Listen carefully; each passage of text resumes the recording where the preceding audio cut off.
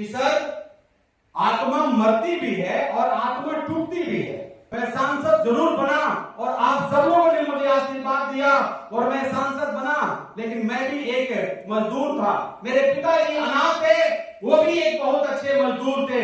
मेरे पिताजी नमक और पानी पी करके जब दोपहर में आते थे, घर में नमक पानी पी करके चले जाते थे, क्योंकि घर में खाना नहीं होता था, तो नमक पानी पी करके काम करने चले जाते थे।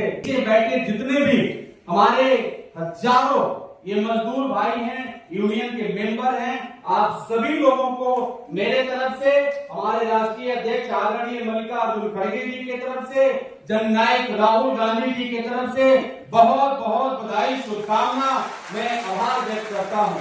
कुछ बातों को मैं भी रखूंगा, मेरे बाद दो गार्जियन बोलेंगे और बहुत सारा उनके बातों को हम लोग सुनेंगे।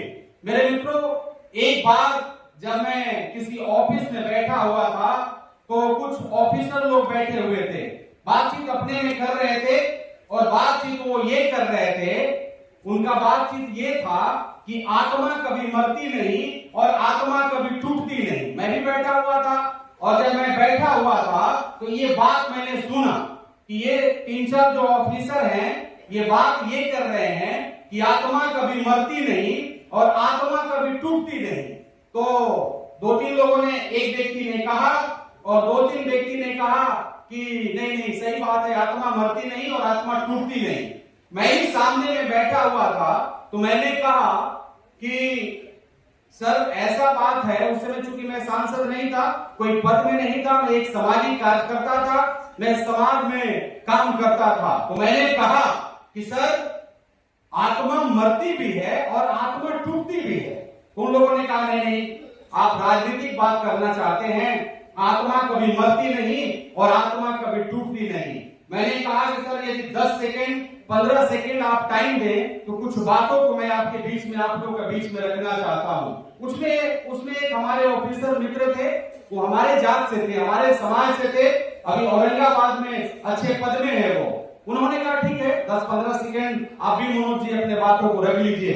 मैंने कहा साहब मैं बताना चाहता हूं कि आत्मा मरती कैसे है और आत्मा टूटती कैसे है। मैंने कहा कि जब ये हमारे मजदूर भाई जो 48 डिग्री सेल्सियस धूप में, 49 डिग्री गर्मी में, तूफान में, जब ये हमारे मजदूर भाई नाला में उतर करके, सीवर में उतर करके नाली को साफ करते हैं, और ऐसे लोग जो 200, 300, 1000 मतलब 200, 300, 400 रुपया कमाने वाले लोग, हमारे चाचा, हमारे चाची, हमारे बहन, हमारे माताएं जो छोटे छोटे बच्चों को लेकर के गोद में रोपणी करती हैं, और ऐसे लोग जब आपके ऑफिस में आते हैं सर और ये कहते हैं कि साहब मैं 60 साल का हो गया, मैं बूढ़ा आदमी हो गया, मुझे पेंशन दे दीजिए। ये कहते हैं कि साहब मैं गरीब आदमी हूं, मैं मजदूर हूं, मैं दलित हूं, मेरे पास घर नहीं है, आप मुझे इंदिरा आवास दे दीजिए, कॉलोनी दे दीजिए। जब हमारे मजदूर गरीब भाई आते हैं और ये कहते हैं कि साहब मैं गरीब हूं, मेरे पास में राशन कार्ड नहीं है, राशन कार्ड में मेरा नाम जोड़ दीजिए, और जब आपके बैठे ऑफिस में लोग ये बात कहते हैं कि जो 90,000 तनख्वाह लेते हैं, जो 1 लाख तनख्वाह लेते हैं, जो 80,000 तनख्वाह लेते हैं, और जब उनसे ये बात कहते हैं कि आप 3,000 रुपया लेकर के आओ, आपका नाम कॉलोनी में जुड़ जाएगा, आप 1,500 रुपया दो, आपका नाम राशन कार्ड में जुड़ जाएगा, आप 1,000 रुपया दो, आपका नाम वृद्धा पेंशन में जुड़ जाएगा, मैं दावे के साथ कहता हूं उस गरीब भाई को, उस मजदूर भाई के, उस चाचा चाची का दिल, आत्मा टूट जाता भी है और आत्मा मर भी जाता है, क्योंकि बड़ी मजदूरी से, बड़ी इरादा से वो दिन भर जब पसीना बहाता है, ठेला चलाता है, दहाड़ी करता है, हमारे लोडिंग और अनलोडिंग मजदूर जब बहुत सारे बोरा को लाते हैं, तब जाकर के कुछ पैसों को कमाते हैं। अगर वो पैसा नहीं कमाए मेरे मित्रों, तो उनके माता पिता, उनके बच्चे, उनकी वाइफ भूखे रह जाती हैं। मैं उसका प्रमाण हूं, मैं आपका इस मन से बताना चाहता हूं, मैं सांसद जरूर बना और आप सब लोगों ने मुझे आशीर्वाद दिया और मैं सांसद बना, लेकिन मैं भी एक मजदूर था। मेरे पिताजी अनाथ थे, वो भी एक बहुत अच्छे मजदूर थे।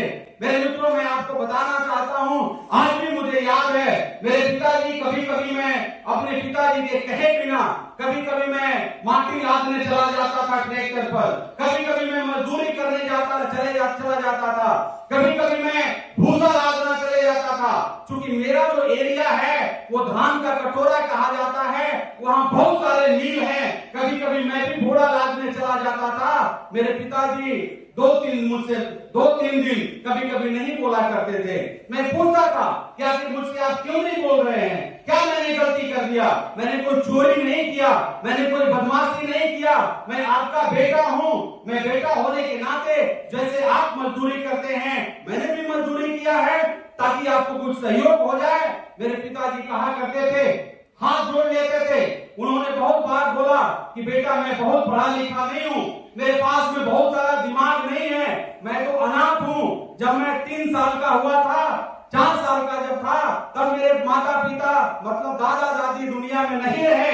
बेटा मेरे पास बहुत सारा दिमाग नहीं है, लेकिन मैं तुमसे ये कहना चाहता हूं, मैं तेरा बाप मजदूर हूं, मैं तुझे कभी भी मजदूरी करते हुए नहीं देखना चाहता। क्योंकि मजदूरी का जो परिभाषा है, मजदूरी में जो आंसू बहाए जाते हैं, मजदूरी में जो खून बहाए जाते हैं, वो दर्द मुझे मालूम है। बेटा मैं तेरा गरीब बाप जरूर हूं, मैं तुझे घर भी नहीं दे सकता, लेकिन मैं तुझे मजदूर बनना कभी नहीं देखना चाहता। मेरे पिताजी ने कहा कि बेटा मैं कसम खाता हूं, मैं मरते दम तक काम करूंगा, 12 घंटा काम करता हूं, 24 घंटा काम करूंगा, लेकिन बेटा मैं तुझे चाहता हूं कि तुम मजदूर न बने, बल्कि एक मजदूर का बेटा ऑफिसर बन, तू बड़ा आदमी बन, ये मैं देखना चाहता हूं।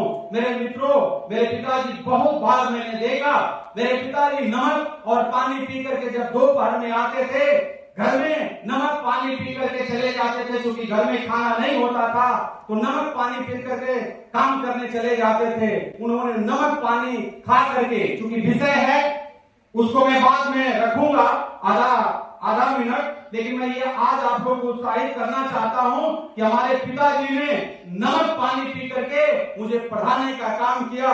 मैं MRD master ruler of development, उस गरीबी में मेरे पिताजी ने मुझे पढ़ाने का काम किया। जरूर मैं मास्टर रूलर ऑफ डेवलपमेंट का अंतिम परीक्षा नहीं लिख सका, लेकिन मेरे पिताजी को मैं धन्यवाद देना चाहता हूं।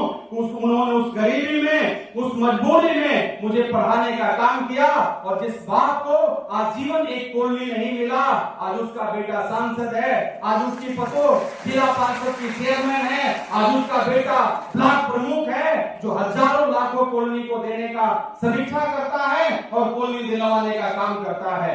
मेरे मित्रों, मैं आपको बड़ी जिम्मेदारी के साथ मैं कहना चाहता हूं, आदरणीय हमारे 2 सांसद, एक लोकसभा सांसद गार्जियन तारिक अनवर साहब हैं और एक हमारे राज्यसभा के मेंबर हैं। हम लोग सदन से आते हैं, भारत देश का पहला सदन पार्लियामेंट कहा जाता है, वहां से 3 लोग हम आपके बीच में बैठे हुए हैं। हम पूरे जिम्मेवारी के साथ कहना चाहते हैं, आपकी मांगों को मैं देख रहा था, आपकी मांगों को सरकार, जो कोर्ट ने आदेश दिया उसको भी ये सरकार, ये निर्दयी सरकार उसको भी नहीं मान रहा है। मेरे मित्रों, मैं आपको भरोसा दिलाना चाहता हूं, ये कांग्रेस पार्टी जिस प्रकार से भारत देश को आजाद कराया, आज आपका लीडर जननायक राहुल गांधी जी गली गली जाकर के, भारत के हर कोना में जाकर के गरीबों का, मजदूरों का उन्होंने आवाज को बुलंद किया है। आप लोग देख रहे होंगे, उन्होंने ये कहा कि हर जगह जाकर के मजदूरों से गले लगाने का काम कर रहे हैं। पूरे जिम्मेवारी के साथ मैं कहना चाहता हूं मेरे मित्रों कि कांग्रेस पार्टी आने वाला दिन में जो आपकी जितनी मांगे हैं इस पेपर में, मैं आज लेके कहना चाहता हूं कि जब हमारी सरकार बनेगी, बिहार प्रदेश के लोग सुन लें, जब हमारी सरकार बनेगी, ये सरकार जो आपके साथ में अन्याय किया है, मजदूरों को मारने का काम किया है, हमारी सरकार बनेगी, सबसे पहले हम मजदूरों का मांगों को हम पूरा करने का काम करेंगे, ये हम वादा करते हैं। अगर आपकी और कोई मांग हो, जरूर हम लोग सदन का भाग हैं, हमारी सरकार न बिहार में है न हमारी सरकार केंद्र में है, लेकिन हम वादा करते हैं कि हम चुप रहने वाले लोग नहीं हैं। आप लिख करके बताइएगा, आपकी आवाजों को हम लोग पार्लियामेंट में भी रखने का काम करेंगे और सरकार को जिस प्रकार हमारे जननायक राहुल गांधी जी हर मुद्दों पर घेर करके और उनको उनकी भाषा में सिखाने का काम कर रहे हैं, हम उनका सिपाही होने के नाते हम आपके साथ में खड़े हैं, कदम में कदम मिला करके खड़े रहेंगे। और बिहार के किसी भी कोना में हमारे जो चंद्र प्रकाश जी हैं, इनका जो यूनियन है, कोई भी जरूरत पड़ी हम लोग सदैव आप लोग के साथ में खड़ा होकर के आपको मदद करने के लिए तैयार हैं। इन्हीं संकल्पों के साथ में एक बार फिर से मजदूर यूनियन जिंदाबाद। आप सभी लोगों को बहुत बहुत धन्यवाद।